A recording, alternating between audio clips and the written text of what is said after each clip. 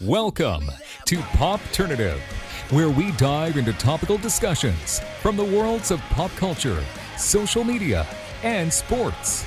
Here is your host, Peter Remoliotis, aka PD Beats.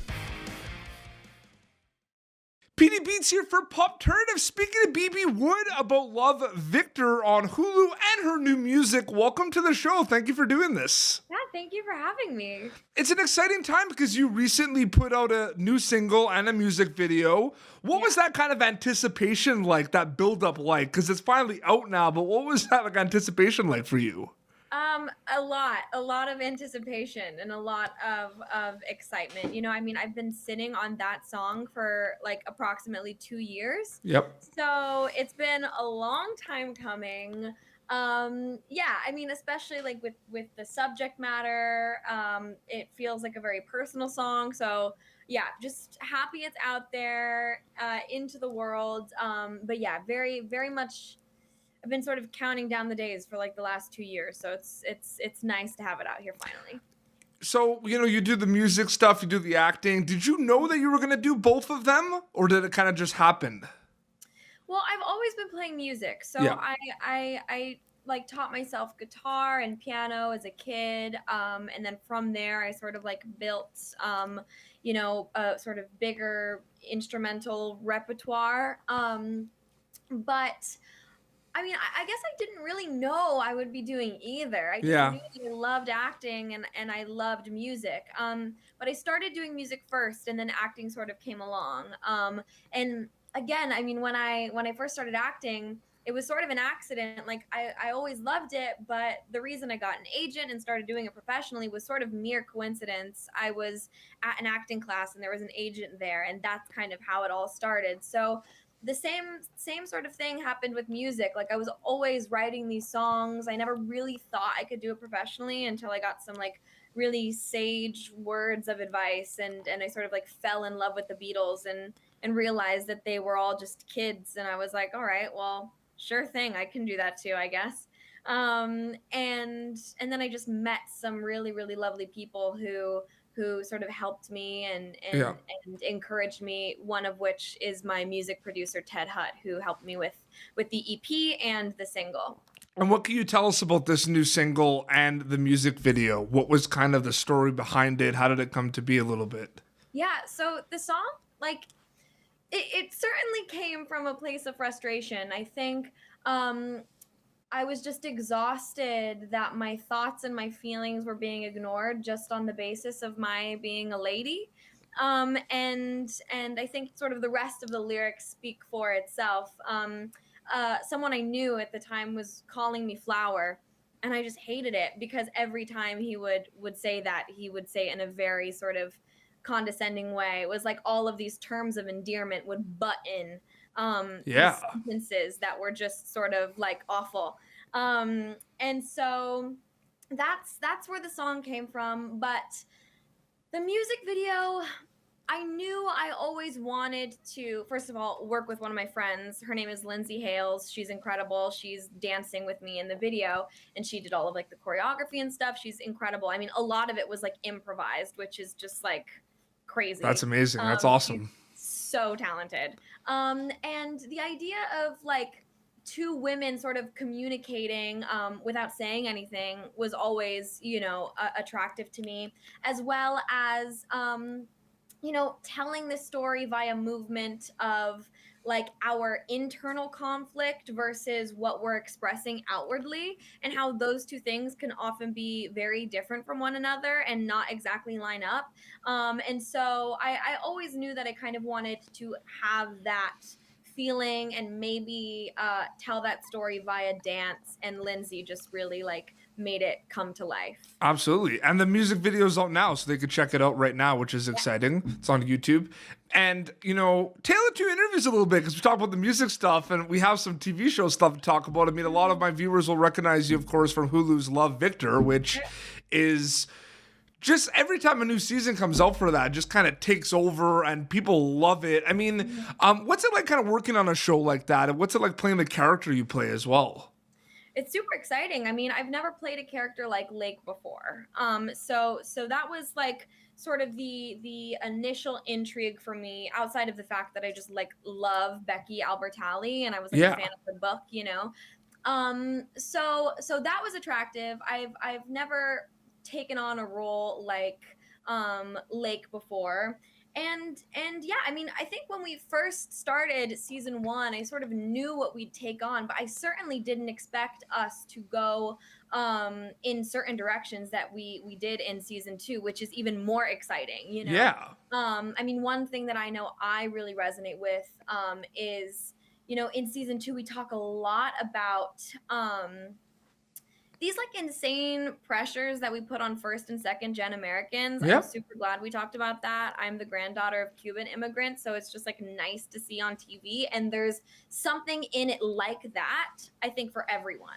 100%. And it's interesting too because this is a show, you know, that gets broadcast that streams on Hulu, but you know, like streaming services and content, it's global. It's insane. Like one of the things that I kind of want to talk to you about too is, you know, you go on Instagram, you see it all. There are fans of Love Victor like from all around the world, which is insane. When did that hit you in the cast and crew? Was it at the end of like season 1? I saw a little bit of a spike for season 2. When did you notice that?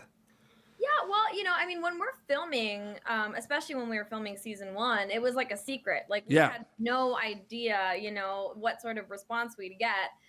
So yeah, I mean, I think it was probably like a couple days after season 1 came out, and I was just like bombarded by like, you know, kindness and support, and I was getting these lovely messages from people all over the world. Like I mean, all over, and not just like a couple, like all over. yeah. No, it's incredible, and I think it's so sweet. Like, there's a couple people who like on every single one of my posts like tell me where they're from and why they love the show, and so it's like magical to sort of see it really is all around the world. I saw that too. You did an Instagram live with you and the cast members do Instagram lives from time to time. Do you not? Yes, we do. Yeah, and I saw one. I hopped on one and I saw it was everyone was saying like greetings from Turkey, greetings from Greece. Like you see it, like it's like a flood, like it's nonstop. It's crazy. Brazil really takes the cake though. Yes. They're on top of it. They are, absolutely. There's a Love Victor Brazil Instagram account. There is, yes. And We're it's all very big fans of Love Victor Brazil. Yeah, absolutely.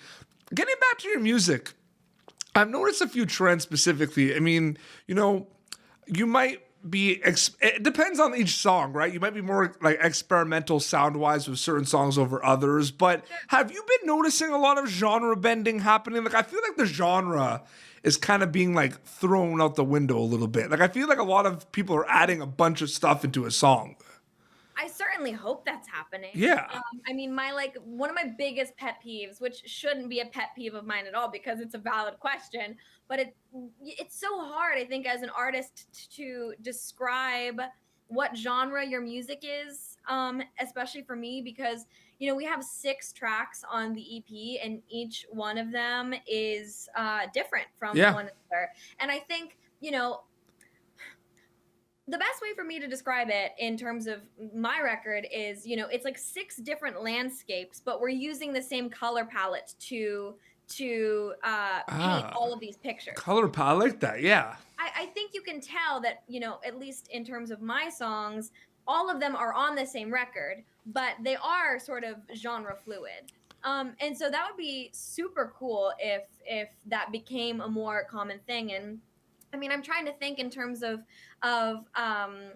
in more popular music what that looks like, and I don't think I'm sort of well versed enough in popular music today to speak on that, because I've always sort of been into the more. It's a weird thing though, right? Because pop music stems from popular, but like there's a lot of like heavy metal, one could make an argument, is pop music because it's very popular.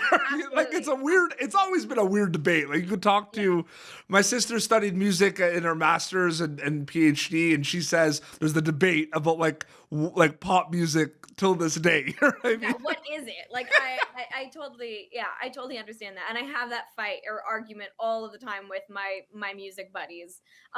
Because I think I am heavily influenced by pop music, but a lot of it is pop music from like the 30s and the 40s and the 60s, and a lot of stuff that if it came out today might have another genre attached to it, like jazz or sort of psychedelic rock.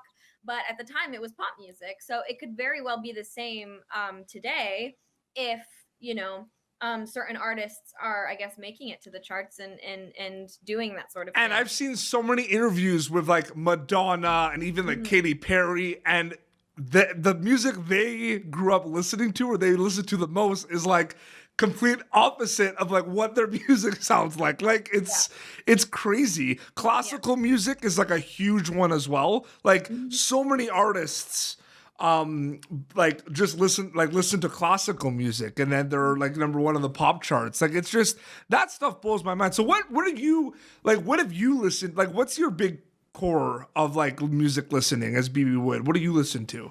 I listen to a lot. Yeah. My music library is pretty diverse. Like I was scrolling through like a while ago and it literally said Buddy Holly and right underneath was Busta Rhymes. Like I feel like I have a That's pretty awesome. sort of like eclectic That's pretty good. everyday listening sort of schedule. But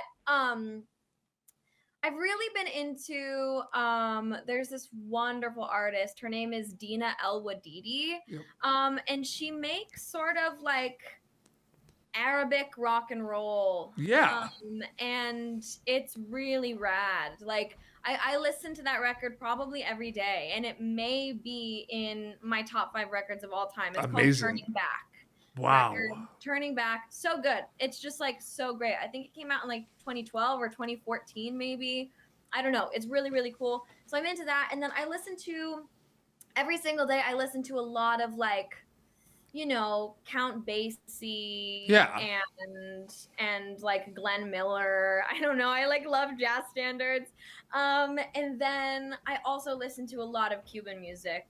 So like Ibrahim Ferrer and Celia Cruz and like just Buena Vista Social Club in general. Like, that's awesome. that whole band and all of their solo careers. Really, really good stuff. So much good music.